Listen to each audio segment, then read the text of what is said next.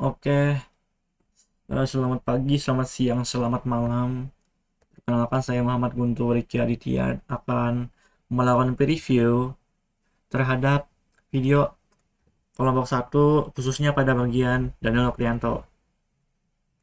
Oke, di sini Daniel Noprianto ini menjelaskan kesimpulannya ya. Kesimpulan kenapa metode prediktif lebih cocok untuk proyek eh, Windows 8 gitu.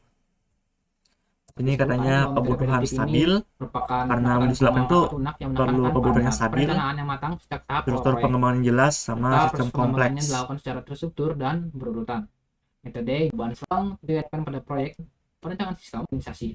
Sini bagus aja kan Nah, karena Windows itu kan produk dari Microsoft tuh. Jadi banyak sekali para programmer, orang-orang yang mengerjakan ke Windows tersebut, ke Microsoft tersebut, ke Windows 8 tersebut maksud saya, ya.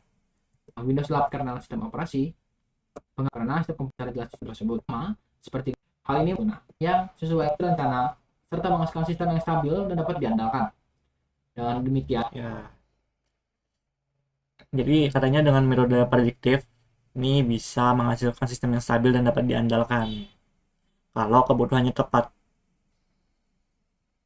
Ironisnya Windows 8 ini nggak diterima oleh orang awam ya karena ada perubahan UI yang sangatlah drastis dari eh, apa ya namanya, UI yang standar punya start menu ini search bar berubah menjadi UI apa namanya, oh ya, Metro UI yang dikhususkan untuk produk touchpad. Jadi ini ada kelemahannya untuk metode prediktif pada Windows 8 walaupun berakhir dengan sistem yang stabil. Tapi pada bagian analisisnya, desainnya, Microsoft meleset gitu untuk menentukan kebutuhannya, dapat disimpulkan bahwa metode kebutuhan prediktif pada sangat efektif fitur-fitur Windows-nya digunakan gitu. pada proyek perangkat lunak yang memiliki kebutuhan stabil, struktur pengembangan yang jelas, operasi Windows 8. Terima kasih ya teman-teman saya. Jadi yang menurut saya Halo semuanya. eh, metode prediktif ini gimana ya, kurang cocok untuk mengembangkan OS ya. Dapat dilihat juga kan sekarang nih Windows 11 tuh mengadopsi metodologi agile. Kan pas awal-awal dirilis tuh Windows 11 tuh lagi apa, bare minimumnya lah yang paling nggak bisa dijalankan. Terus Microsoft tuh update dikit-dikit kayak ngebuat notepad gak bisa jalan atau menambahkan copilot gitu ya. Jadi sekarang itu Windows itu Microsoft untuk mengembangkan Windows, OS Windows menggunakan Agile. Maksud saya menggunakan Adaptive and Modern Software Development. Metode prediktif eh, itu bagus, ya, bagus dan banyak digunakan oleh hmm, apa namanya, perusahaan software yang dulu karena internet pada zaman dulu itu lambat. Jadi untuk melakukan update itu agak susah ya. Kalau sekarang tuh kan kecepatan internet itu bisa cepat tuh, bisa ngedownload update 1 GB 2 GB itu dalam hitungan menit ya. Apakah cocok jika kita lihat dari konteksnya sekarang? Jika sekarang Microsoft mendevelop Windows 8 nggak cocok untuk menggunakan metode prediktif atau metode waterfall. Tapi jika dulu ya, pas tahun 2014-an tuh masih aja cocok, tapi lebih bagusnya itu kayak lebih iteratif ya. Lebih ada ngambil feedback dari end usernya terlebih dahulu sebelum membuat keputusan yang agresif seperti mengubah UI menjadi Metro UI dan apa ya, dipaksa gitu, di force para end usernya itu untuk menerima Metro UI yang tersebut. Ya, untuk penjelasannya bagus ya, saya juga sudah membaca ini laporannya, sangatlah terstruktur punya pendahuluan, latar belakangnya kenapa jadi kita melakukan tugas ini ya kan. Ada tujuannya juga nih.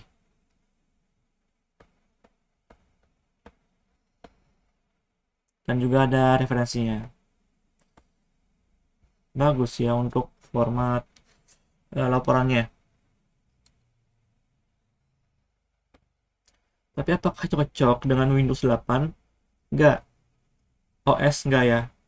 Karena apa ya, kebutuhan pengguna itu bakal berubah. Pasar komputer itu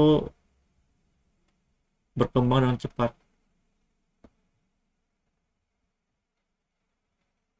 Ya, coba kita lihat aja sih dari tahun 2000 sampai 2020 ini, sampai 2025 guys.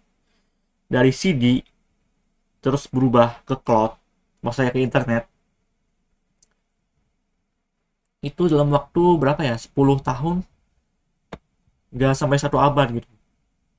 Sangat cepat sekali perubahannya dari eh, distribusi software. Mm. Untuk peer reviewnya untuk laporan sendiri ini bagus ya, kayak terstruktur, punya argumen yang jelas gitu kan. Kenapa waterfall ini bagus ya, karena untuk stabil dan kebutuhannya jelas gitu. Mana ya? Nah, pendekatan struktur serta perencanaan yang matang sejak tahap awal.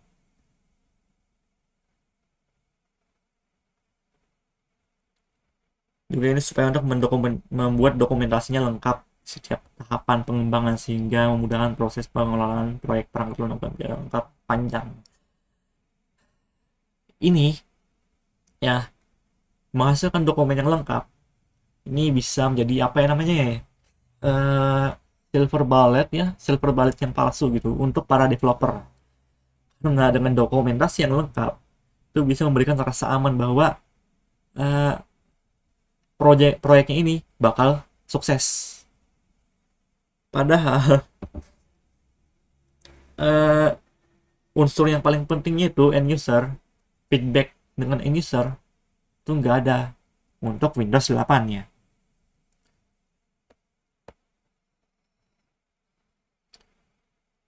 Oke,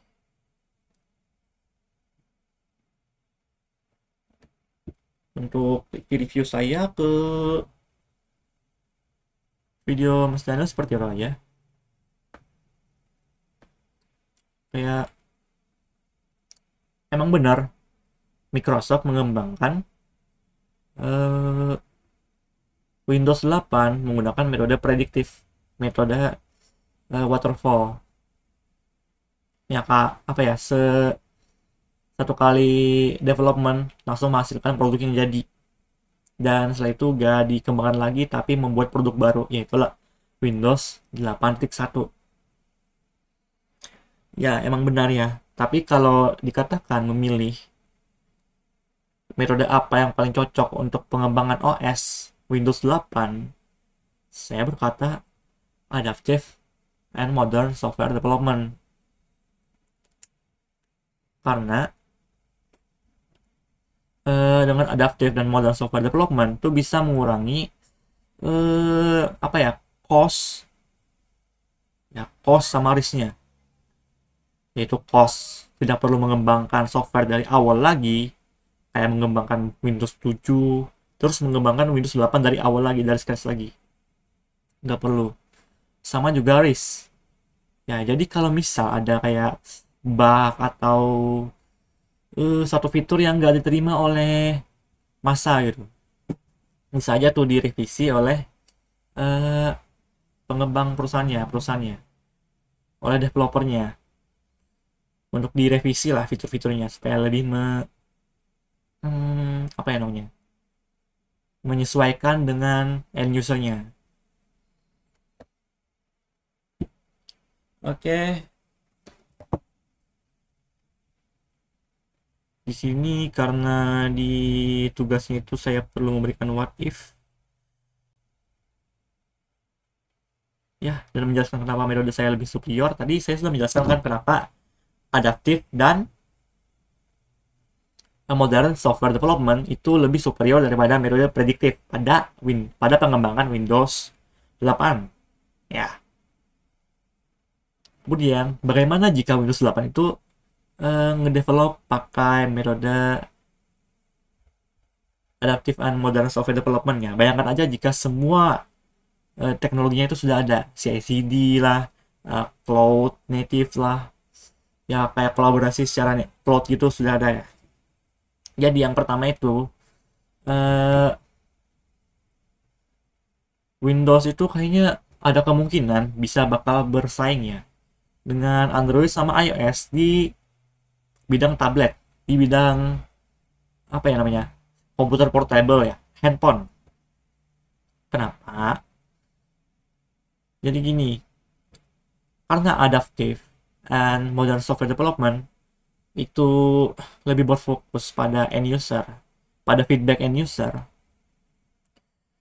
Jadi si Windows 8 ini punya apa, kelebihan dibanding iOS sama Android. Dia punya kelebihan bisa mengambil data dari user dan mengaplikasikan sugesti-sugesti user ke fitur-fitur yang akan ada ke depannya pada Windows 8.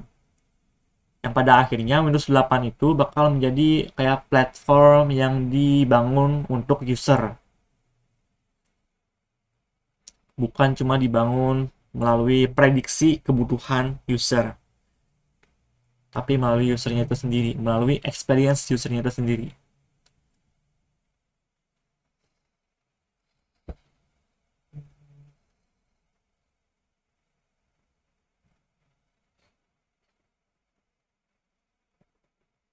Dan juga kalau misal kayak kebutuhan end user tiba-tiba berubah nih, kayak contoh nih kan AI nih,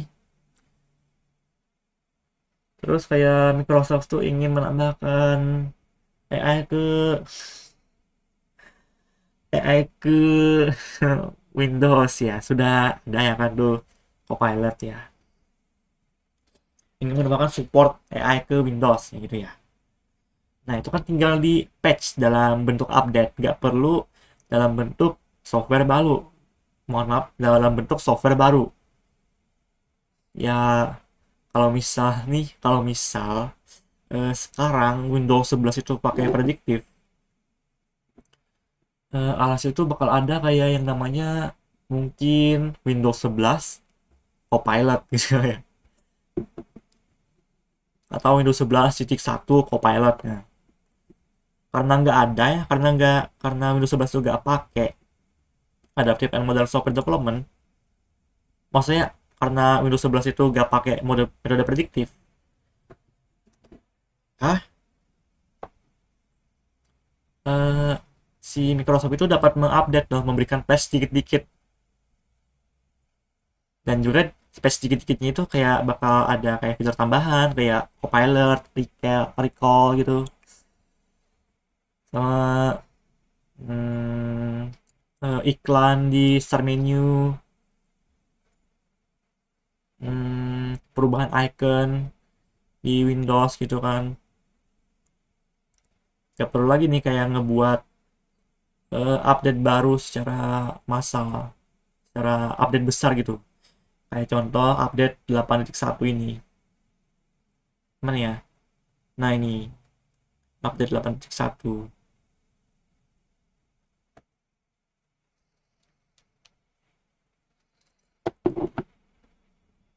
Update Windows 8.1 ya. Oke, untuk review saya terhadap video kelompok 1, khususnya pada bagian Daniel Noprianto, segitu saja ya.